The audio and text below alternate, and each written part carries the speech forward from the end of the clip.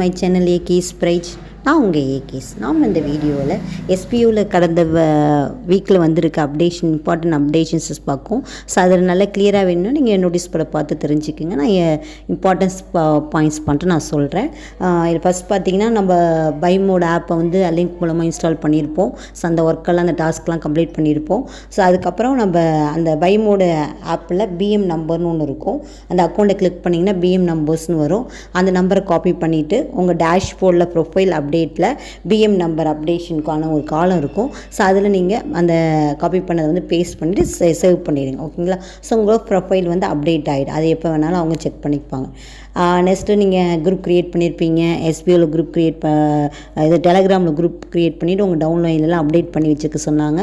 So அதையும் நீங்கள் செஞ்சுருப்பீங்க தெரியும்.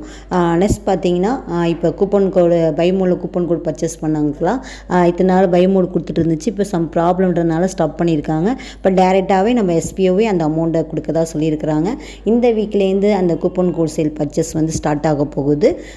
அதை நீங்கள் பார்த்துக்குங்க. நெக்ஸ்ட் பார்த்தீங்கன்னா ரீஃபண்டு. இப்போ ஆல்ரெடி நம்ம ரீஃபண்டு கொடுத்துருப்போம். லேட்டாக தான் ஆகுது. நம்ம வெயிட் பண்ணி தான் ஆகணும். ஸோ இருந்தாலும் நீங்கள் எஸ்பிஓ கேரை யூஸ் பண்ணி யாரெல்லாம் ரீஃபண்ட் அப்ளை பண்ணியிருந்திருக்கீங்களோ, ஸோ யாரெல்லாம் ஓல்டு வித்ட்ராவல் கொடுத்துருக்கீங்களோ, ஸோ அவங்கெல்லாம் என்ன பண்ணுறீங்கன்னா எஸ்பிஓ கேரில் உங்கள் ரீஃபண்டுக்கு ஐடி நம்பர் போட்டு அது ஃபார்ம் ஃபில் பண்ணி போட்டிங்கன்னா எத்தனை நாளுக்குள்ளே வந்துடும் அப்படின்னு ஒரு டேட் கொடுத்துருவாங்க. அந்த டேட்டுக்குள்ளே உங்களுக்கு வந்து அமௌண்ட் வந்து ரீச் ஆகிடுமா.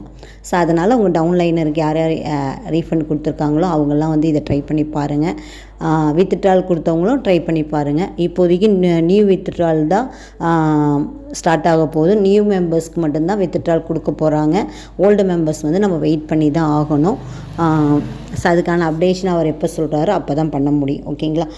நெக்ஸ்ட் பார்த்திங்கன்னா நியூ மெம்பர்ஸ்க்கு வந்து இப்போ கோர்ஸ் பர்ச்சேஸ் பண்ண சொல்லியிருக்காங்க. ஆல்ரெடி நம்ம சேல்ஸ் டீமில் இருக்கவங்க பைமோடில் கூப்பன் பர்ச்சேஸ் பண்ணியிருப்போம். ஆனால் சேல்ஸ் டீம் அண்டு ப்ரமோஷன் டீமில் இருக்கவங்க சிலவங்க வந்து மாறியிருப்பாங்க சேல்ஸ் டீமுக்கு. அப்போ சேல்ஸ் டீம்லேயே இருந்துட்டு இன்ன வரைக்கும் நான் வித்ட்ரால் வந்த பிறகு நான் கோர்ஸ் பர்ச்சேஸ் பண்ணிக்கிறேன்னு வெயிட் பண்ணவங்களுக்கு August 5 முடி டைம் கொடுத்துருக்குறாரு. ஸோ அதுக்குள்ளே நீங்கள் வந்து கோர்ஸ் வந்து பர்ச்சேஸ் பண்ணியிருக்கணும் எஜிக்யூஸில். ஸோ ஆல்ரெடி பைமோடில் பண்ணவங்க விட்டுடுங்க. எதுவுமே பண்ணாமல் டாஸ்க் பண்ணிகிட்டு இருக்கவங்களுக்கு தான் இது. நெக்ஸ்ட்டு நியூ மெம்பர்ஸுக்கும் இது. ஓகேங்களா? ஸோ அவங்க வந்து கோர்ஸ் பர்ச்சேஸ் பண்ணியிருக்கணும் August 5க்குள்ளே. அப்போ நீங்கள் பர்ச்சேஸ் பண்ணலைன்னா உங்கள் ஐடி வந்து சஸ்பெண்ட் ஆகிடும். நீங்கள் ஒர்க் பண்ண முடியாது. நீங்கள் எப்போ கோர்ஸ் பர்ச்சேஸ் பண்ணுறீங்களோ அதுக்கப்புறம் தான் உங்கள் ஐடி வந்து ஆக்டிவேட் ஆகும்னு சொல்லியிருக்கிறாப்புல. இந்த இன்ஃபர்மேஷனை உங்கள் டவுன்லைனருக்கு கரெக்டாக பாஸ் பண்ணுங்கள்.